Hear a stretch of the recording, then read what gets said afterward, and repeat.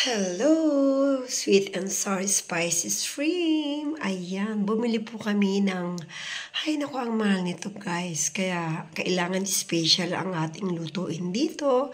Sawa na ako sa sinigang na hipon. So, maiba naman. Hinugasan ko pong maigi. Kita nyo naman, hinimas-himas ko pa. Kailangan wala siyang libag. Kailangan siya ay wala nang dumi kapag ating niluto ito. Kaya siya ay talagang pinatuluan ko sa gripo para sure na waxy ang kadumihan ng hipon sa ilalim ng kanilang pinaglanguyan. Alam nyo na, yan mahusay magsipaglangoy ang mga hipon. Ngunit kahit mahusay sila, nahuhuli pa rin sila guys. At dahil nahuhuli sila, ayan, diretso kawali na sila. Ayan, nagayak ako, inugasan ko na. At ito ay 10 pieces only, pero talaga naman, ang isang piraso, busog mats, okay na sa isang tao, isang piraso, guys. Tipid tayo pag bedtime. Ayan, talaga naman, dahil 5 lang naman kaming kakain. Ay, 6 pala, 5, tama. Taga-Tagalawa. So, after, nag-prefer ako ng kawali na may tubig para ilabos muna natin siya. At ang kailangan tik-tik na tik-tik at mawala na yung sabaw. And then after that, eto na, nalabos ko na siya. So, wag nyo gano'ng labusin kasi lulutuin pa naman uli yan. After that, another kawali na may mantika, ihulog natin ang bawang. Kapag ito ay nagbo-brown na, we need na isunod na natin syempre, ang susunod dito ay ang sibuyas. So, kailangan talaga with medyo brownish siya, yung pang humahalimuyak sa bango. Parang kasi bango ko ba guys? Uy, naku, baka sabihin nyo si Winona Activities, amoy bawang. Hindi naman ako amoy bawang. Amoy lang ako. Amoy sibuyas lang ako. Wow, sibuyas. Uy, ang sibuyas, mabango naman yan. Kaya lang, nagbibigay ng luha sa mga mata. So, after na umaamoy-amoy na, ayan, parang naamoy ko na, smell good na. So, syempre, pag smell good na at talaga namang nakakatakam na amoy ng bawang, ang bawang talaga mabango to, lalo na pag nilagay sa mani eh. Ayan, sinunod na natin syempre ang luya. So, hindi sibuyas ang sinunod ko, guys. Sorry, mali ako. Luya, kasi ang luya matigas. Kailangan nito ay palambutin at mag-brown. So, kasi kung isusunod natin agad ang sibuyas, masusunog naman ito. So, luya muna, mas magandang palambutin ang naninigas. Ayan, matigas na po yan, guys. Ayan, kapag ang ginger ay nag-brownish na, at least, isusunod na natin dito yung ating sinasabi ko kanina, sibuyas. Kaamoy ko daw yan. Joke! Baka pag-akala nyo, kaamoy ko ang sibuyas ha. No, joke only guys. Ayan, sibuyas na ang isusunod natin. Ayan, nilagay na natin ang sibuyas. So, ganyan lang. So, wag naman masyadong mauli. Kasi ilalagay natin chili sauce tsaka ketchup. Ay, ma-oil na yon. So, less oil tayo, guys. Kapag ang ginamit nyo ay amazing coconut oil o fan oil, tipid mas. So, hindi na kailangan damihan ng mantika. So, nga, amazing sa tipid kapag ang product ng amazing oil ang inyong ginamit. Ayan, nagluto-luto na po tayo. So, mix well para yung amoy ng sibuyas, bawang at luya ay magkahalo-halo sila. So, ayan guys, ilalagay na siyempre natin yung ating pinaka-special na niluluto. Walang iba kundi ang ating... Wala niyo kung ano. Ay, alam niyo na nga pala. Yung ating, syempre, special na shrimp. Ang ating hipon na malalaki, ang 10 pieces na ating hipon ang ating ilalagay dyan. So, before anything else, nagpapasalamat ako sa mga BFF friends ko forever na sumusuporta sa aking mga live sa Winona Activities, FB page, and Winona Abatino. So, hulog na natin yung hipon. Ay, ayan. Kita nyo naman, guys. Talaga naman, ang laki-laki niya. So, di ba sabi ko, kaya wag masyadong i-steam natin ang hipon dahil another cook na naman siya. So, para hindi dumikit yung hipon, nilagyan ko na ng siling labuyo, at least mga 5 o 5. So, hulog na natin ketchup and sweet and sour. Pinaghalo ko na manamis. Ayan, kailangan well done yan. Para yung sweet and sour niya, yung anghang ng siling labuyo ay pumasok mismo sa hipon. So, ayan na guys. So, yung iba nagluluto nito ay wala ng balat. So, yung balat kasi pwede mo sipsipin pa yan eh. So, hindi ko tinanggal yung balat ng hipon. Yung mga super rich lang yung nagtatanggal ng balat kasi ayaw nila magbalat. Joke. Ayaw nilang mahirapang magbalat. So, tayo ay nasa middle lang.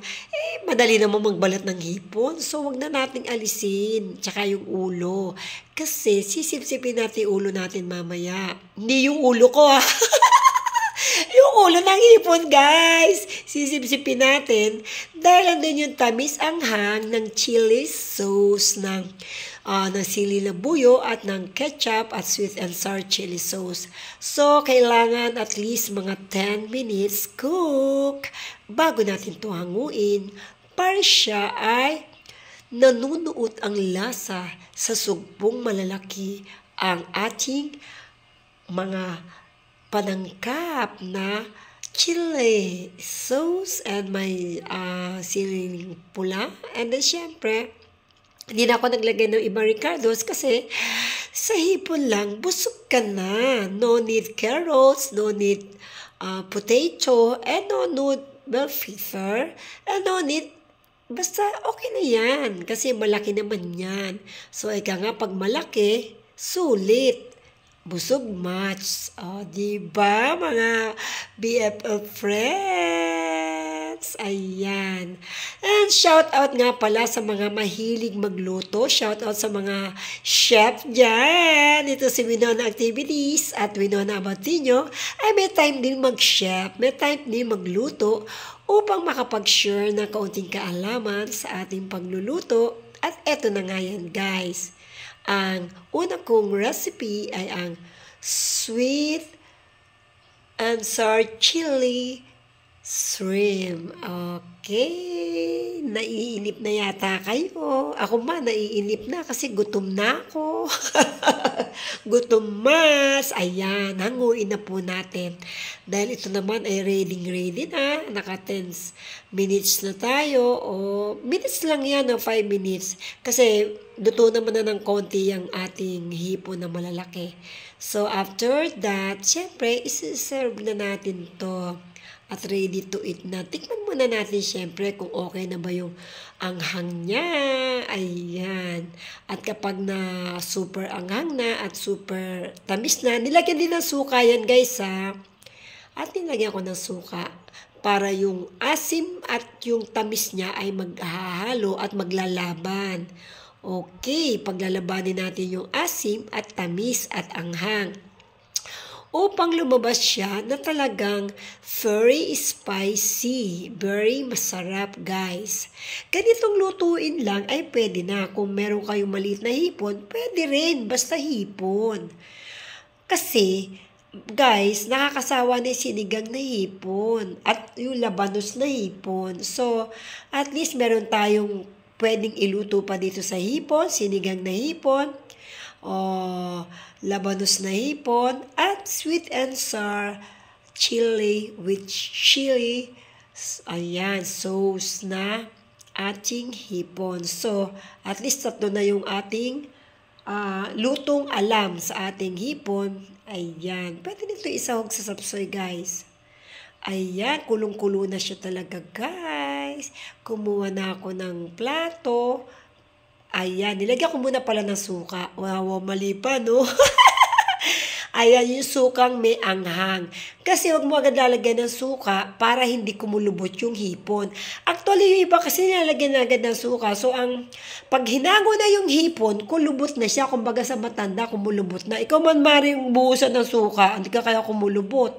So, ito, kailangan ay pumasok muna yung tamis, anghang ng ketchup, ng sweet and sour, bago mo lagyan ng suka. So, kahit isang sandok lang na suka, nakita nyo guys, hindi kumulubot yung hipo natin, parang sariwa pa rin siya. Kasi ganyan nga po yung masarap na luto. Yan. Ready to serve na guys. Ayan. Kinulang pa ako sa suka, kaya nilagyan ko ulit. Kasi kailangan medyo hindi super tamis. Kasi actually, gusto ko naglalaban lang ang tamis at suka eh. Ayan. Bango-bango. Kasi bango ko na ngayon to. Sabi ka, oy guys, hindi ako maasim ha.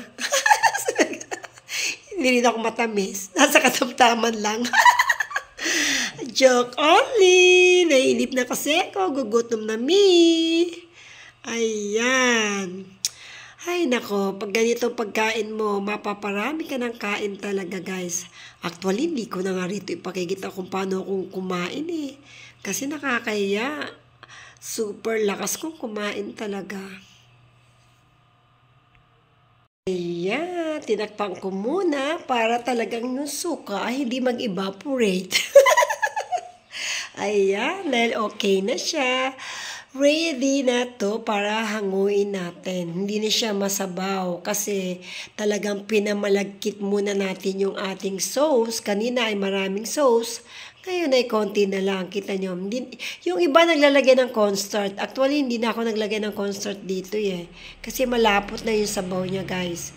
At talaga naman pinakuluan kong maigi. At least, numunuot na talaga yung sarap niya dun sa hipon na ating niluto, guys. Ayan. So, ayan na. Ready to serve na. Ay, sa wakas, kakain na kami. Ayan yung siling na buyo, oh.